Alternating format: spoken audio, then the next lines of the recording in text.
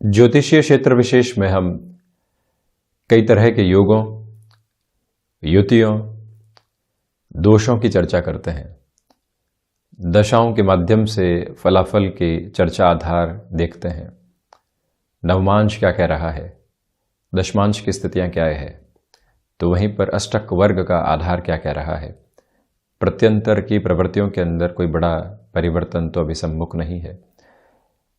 गोचरीय व्यवस्थाएं अभी हाल ही में किस तरह के फलाफल को दर्शा रही है, तो वहीं कौन सा ग्रह कितनी अंशों की व्यवस्था के साथ में है और कौन से नक्षत्रीय परिधि को लिए हुए भी है, ये सारे ही चर्चा जनित आधार सम्मुख जब रहते हैं तो व्यक्ति विश्लेषण की ओर जा पाता है।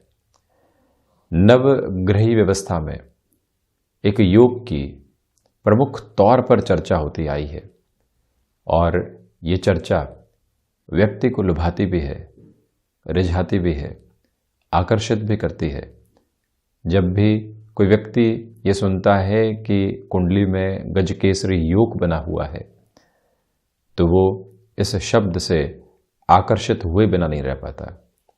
क्या है गजकेसरी योग, किस तरह के युति संगत आधार जब बनते हैं तो गजकेसरी योग निर्मित होने वाला होता है।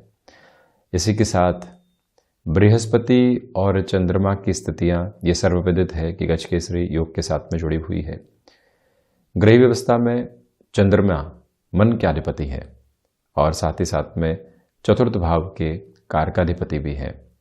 कर्क राशि में इनको अपना स्वामित्व प्राप्त रहता है, तो वहीं देवगुरु बृहस्पति सर्वाधिक कारकत्व प्राप्त ग्रह हैं, वृद्ध ग्रह की श्रेणी में आते हैं। और आप ये भी देखिएगा कि जो पंचम भाव का आधार है इनके साथ बहुत गहराई से जुड़ा हुआ होता है, जहां ये कारक भाव को हानि नहीं पहुंचाने वाले होते। देवगुरु बृहस्पति और चंद्रमा की सौम्यता सर्वविदित है, परंतु आप ये देखिएगा कि चंद्रमा जब भी पापी ग्रहों से दृष्टिगोचर होंगे और उनके साथ में होंगे तो एक तरह से पापी ग्रहों से भी अधिक वो अपने फलाफल के अंदर नकारात्मकता देने वाले हो जाते हैं। किंतु जैसे ही चंद्रमा और देवगुरु बृहस्पति साथ में होंगे, चंद्रमा की सौम्यता वहां बढ़ती चली जाती है। यहां हमने कर्क लग्न की कुंडली का उदाहरण आपके सम्मुख रखा है। विशेषता आप देखिए कि यहां चंद्रमा स्वग्रही हो गए और देवगुरु बृहस्पति उच्चस्थ आधार के साथ में गतिमान।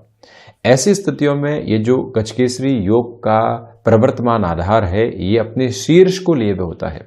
अब इसमें यह गौर कीजिएगा कि अंशगत व्यवस्थाओं में चंद्रमा कहां है, देवगुरु बृहस्पति कहां है। सिर्फ ये योग बन गया और 29 डिग्री के साथ में देवगुरु बृहस्पति है, 2 डिग्री के साथ में चंद्रमा है, तो ये सिर्फ योग सम्मुख निकल कर आता है, किंतु फलाफल के अंदर वो उत्कृष्ट स्थितियां प्राप्त नहीं हो जाती जिसकी व्यक्ति अपने जीवन के भीतर अपेक्षा करता है। योग और युतियां भी कर्म के प्रधानक आधार के साथ में जुड़ी हुई है।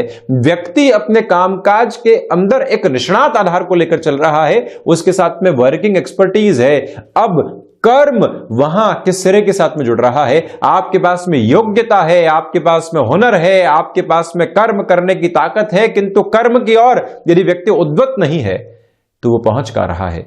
इसी वजह से ये स्पष्टता अपने साथ रखने की आवश्यकता रहती है कि जब ऐसा कोई भी योग बन रहा है तो हम अपने लिए किस तरह की बेहतरी को प्राप्त करें, इसके लिए कर्म के प्रति आस्था की आवश्यकता निरंतर रहती है। बृहस्पति और चंद्रमा ऐसी ही कर्म के प्रति आस्था को जागृत करने वाले हो जाते हैं। ये गौर करने लायक बात है कि इस युति की वजह से हम गजकेसरी योग के निर्माण को यहां पर देखते क्यों हैं। चंद्रमा जिनकी सौम्यता के साथ में मन निर्मल होता है, देवगुरु बृहस्पति के साथ में जब ज्ञान का अभ्युदय जीवन के भीतर निकल कर आता है तो व्यक्ति अपने आचरण में सौम्यता लेकर आता है। व्यक्ति जहां गया 5 मिनट में ही घुल मिल गया, व्यक्ति जहां गया उसके ऊपर विश्वास हो गया लोगों को, व्यक्ति ने किसी कामकाज की शुरुआत की और वहां पर वो अपने लिए श्रेष्ठतम देने का प्रयास कर रहा है। क्या है ये स्थिति, व्यापार व्यवहार के साथ में चलता है, 2 शॉप्स आसपास में है, दोनों ही लोग एक ही तरीके के प्रोडक्ट्स को लिए हुए बैठे हैं, एक दुकान लगातार शीर्ष को छूती चली जा रही है और दूसरा व्यक्ति विशेष कुंठित होता चला जा रहा है, तो वहां उस व्यक्ति के समय के साथ ही साथ में उसके व्यवहारिक स्तर को और उसके चिंतन के स्वरूप को देखने की जरूरत भी रहती है। और वहीं पर ऐसे योग बहुत अच्छे तरीके से निकलकर सम्मुख आने वाले होते हैं। देवगुरु बृहस्पति की स्थितियां जब भी चंद्रमा के साथ में जुड़ती है, व्यक्ति की सौम्यता बढ़ती है, एक्सेप्टेबिलिटी की अप्रोच बढ़ती है। जिस समय जो लाभ की स्थितियां जीवन के भीतर मिलनी चाहिए वो मिलने वाली होती है। केंद्र में या त्रिकोण में ये दोनों ही ग्रह साथ में समागम कर रहे हो तो इसको हम गजकेसरी का आधार एक तरह से रूपक के रूप में यहां निर्मित होते हुए देखते हैं। वहीं दृष्टि संबंध बेहतर है, 4-10 का संबंध बेहतर है, किंतु उसको हम पूर्णतया गजकेसरी योग के रूप में नहीं देख सकते। अब सिर्फ ये एक चर्चा रही, आपकी कुंडली के भीतर ये योग बना हुआ है, किंतु अब बृहस्पति मकर राशि स्थान में है, नीचस्थ आधार के साथ में हो गए, चंद्रमा की स्थितियां भी चतुर राशि स्थान में हो गई, तो फलाफल की वो उत्कृष्टता नहीं मिल सकती जिसकी व्यक्ति को आवश्यकता रहती है। आप ये देखिएगा, प्रथम भाव के साथ में, लग्न भाव के साथ में ये योग बना, तीनों ही त्रिकोण नियंत्रित हुए, गृहस्थ पक्ष के साथ में यहां निर्मलता आई, व्यापारिक जीवन के अंदर जिस सौम्यता की आपको आवश्यकता थी वो निरंतर तौर के ऊपर यहां पर साथ में रही। तो ये सारे ही गुणधर्म यहां निकल कर आते हैं और वहीं पर व्यक्ति आध्यात्मिक चिंतन के शीर्ष को भी प्राप्त करता है, दूरदर्शिता के साथ में चलता है। आज क्या चल रहा है वहां से मुनाफा, किंतु 10 वर्षों के बाद में क्या हो सकता है उसके साथ में आज अपने साथ में प्रिपरेशन को लेकर चलना, ये ताकत यहां सम्मुख रहने वाली होती है। आप ये भी देखिएगा कि व्यक्ति जब शिक्षा प्राप्त करने वाले आधार के साथ में हुआ, वहां 100% दिया, उसके बाद व्यापार या नौकरी में आया, वहां भी 100% देने का प्रयास किया, गृहस्थ के अंदर भी अपनी स्वीकारोक्ति को बनाकर रखा। जब ये सर्वांगीण लाभ बढ़ते हैं तो व्यक्ति अपने लिए एक तरह से काफी हद तक उन्नति को देखने वाला होता है और भार मुक्त जीवन जब चलता है तो उसको हम एक अलग तरीके से सफलता के रूपक में देखने वाले हो सकते हैं। यहां पर ये योग अपनी श्रेष्ठता को लिए हुए है। चतुर्थ भावस आधार के साथ में जब भी ये योग बनता है, व्यक्ति भूमि संबंधित लाभ, वाहन संबंधी लाभ, यहां मानसिक सुख की स्थितियां जो हासिल किया है उसके साथ में प्रसन्न है, वो आधार निकल कर आता है। वहीं माता की ओर से व्यक्ति यहां पर अपने लिए नेह की वर्षा होते हुए देखता है। सप्तम भावस्थ आधार के साथ में जब भी ये युति संगत स्थिति पुरुष की कुंडली के अंदर है, उत्कृष्ट व्यापारिक स्तर के साथ ही साथ में ऐसा व्यक्ति गृहस्थ पक्ष के साथ में भी खुद को एक अलग तारतम्य के साथ में लेकर चलता है। जहां सहजता है, जहां सरलता है, जहां संघर्ष है, तो वहां पर भी आत्मीयता है। ये ताकत यहां सप्तम भाव के साथ में बृहस्पति चंद्रमा की रहती है। ऐसा व्यक्ति स्ट्रक्चर्ड बेस के ऊपर अपने इन्वेस्टमेंट्स को लेकर चलता है। ऐसा व्यक्तित्व लोगों को साथ में जोड़ने की भूमिकाओं के अंदर होता है। ऐसा व्यक्ति ऐसे सिरबद्ध आधार के साथ में चलता है जहां पर भक्ति, आस्था और श्रद्धा प्रमुख तौर पर रहती है और आत्मविश्वास अपने एक अलग स्वरूप और आभा को लिए हुए होता है। वहीं आप ये देखिएगा कि ऐसी स्थिति में ये दोनों ही ग्रह किसी पापी ग्रह से दृष्टिगोचर हो तो वहां फलाफल में कमी भी आती है। ऐसे आधार पर उपासनाओं के साथ में चलने की जरूरत रहती है। आप ये भी देखें कि जब भी दशम भावस्थ आधार के साथ में जो उत्तरोत्तर बलि केंद्र है, दशम भाव को उत्तरोत्तर बलि केंद्र कहा गया है क्योंकि यहीं से व्यक्ति के कर्म को देखा जाता है, पिता के कर्म के आधार को देखा जाता है, प्रबंधन संबंधी कामकाज को देखा जाता है। जो हासिल किया वो अनुभव नवम के साथ में है और जो हासिल करके अनुभव की ओर चले उसके साथ में कर्म किया, वो सारे ही आधार और शीर्ष दशम के साथ निकल कर आते हैं।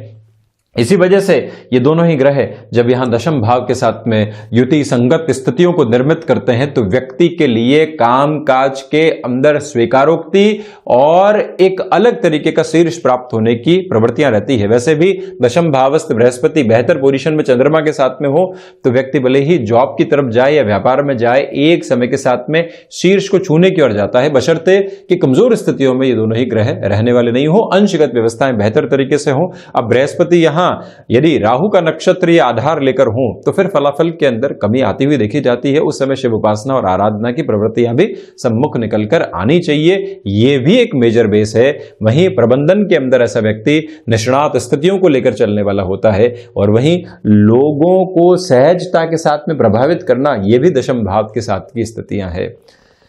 लोग जब किसी भी कर्म के साथ जोड़कर आप पर विश्वास करने लगते हैं तो वहां से कार्य ढूंढने की आवश्यकता नहीं रहती, कार्य अपने आप हासिल होते चले जाते हैं।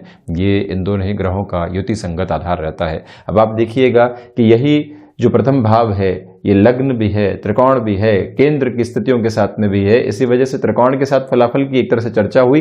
पंचम के साथ में ये युति संगत आधार यदि बना हुआ होता है तो आप ये भी देखिएगा कि ऐसी प्रवृत्तियों के साथ में जो फलाफल की श्रेष्ठता है वो और अलग तरीके से बढ़ने वाली हो जाती है। क्षमताओं के अंदर ये प्रखर ओज निकल कर आता है। हालांकि बृहस्पति चंद्रमा की स्थितियां गजकेसरी निर्मित करती है, केंद्र और त्रिकोण के अंदर वो अधिक प्रभावशाली आधार को निर्मित करता चला जाता है। और आप ये भी देखिए कि ऐसा व्यक्ति विशेष संतति की ओर से भी काफी हद तक सुखों को प्राप्त करने वाला होता है। नवम भावस आधार के साथ में हो तो आध्यात्मिक ओज, अनुभव के साथ में कामकाज करने की श्रेणीबद्ध स्थितियां, पूरे ही जीवन कुछ न कुछ सीखना, एक तरह से हायर एजुकेशन मान लीजिए कि पूरे ही जीवन साथ में चल रही है, ये ताकत यहां निकल कर आने वाली होती है। और वहीं जब भी बृहस्पति चंद्रमा की स्थितियां ऐसी हो और नवमांश के साथ में भी आप एक अलग तरीके की आभा इन ग्रहों की देख रहे हो, बृहस्पति वर्गोत्तम हो गए, चंद्रमा की स्थितियां और श्रेष्ठतम आधार के साथ में हो गई, तो वहां जो फलाफल का दृष्टिकोण है वो और अलग तरीके से सम्मुख निकल कर आने वाला होता है। ये गौर करने की जरूरत रहती है कि चंद्रमा यदि पापी ग्रहों से दृष्टिगोचर हैं, बृहस्पति भी होंगे, जब भी चंद्रमा और बृहस्पति साथ में और कोई भी पापी ग्रह देख रहा है, दोनों ही ग्रह एक तरह से पापी ग्रहों से दृष्टिगोचर होंगे। बृहस्पति पर इतना प्रभाव नहीं रहता किंतु चंद्रमा पर वो प्रभाव जल्दी आता है। ऐसी स्थितियों के अंदर चंद्रमा की उपासना, उसमें शिव उपासना की प्रमुखता है, पूर्णिमा व्रत आदि की प्रवृत्तियां प्रमुखता के साथ में रहने वाली होती है। प्रदोष व्रत की स्थितियों को जब व्यक्ति अपनाकर चलता है तो ऐसे विकारों को दूर करने वाला भी होता है और अपनी स्वीकारोक्ति को अलग तरीके से बढ़ाता भी चला जाता है। यहां जब भी चतुर्थ भाव के साथ में बृहस्पति चंद्रमा होंगे, शनिदेव की स्थितियां और राहु की स्थितियां ऐसी कुंडली के अंदर बेहतर हुई तो व्यक्ति राजनीतिक स्तर के ऊपर भी शीर्षस्थ आधार को प्राप्त करने की ताकत अपने साथ में रखता है। इसी वजह से गजकेसरी योग के साथ में जो भी स्थितियां बनती है व्यक्ति को सौम्यता से आगे बढ़ाने वाली होती है, सफलता वहीं से निर्मित होती चली जाती है। इससे अधिक प्रमुख बात यह भी निकल कर आती है कि यदि कोई भी कुंडली के अंदर ये योग बन रहा हो, उसके अलावा दुर्योगों की स्थितियों को भी देखें, उसके अलावा ग्रही व्यवस्था का अंशगत आधार देखें। कई बार लोग आते हैं और कहते हैं गजकेसरी बना हुआ है किंतु आज तक परिणाम प्राप्त नहीं हो पाए। तो एक बार इन सारे ही बिंदुओं के ऊपर विचार करके अपनी गणनाओं को आप आगे बढ़ाने का प्रयास करें, ये सबसे अधिक जरूरी स्थिति है। अब ऐसे ही चर्चाओं के साथ में निरंतर आपके सम्मुख हाजिर होते रहेंगे। धन्यवाद और कोटिशः आभार।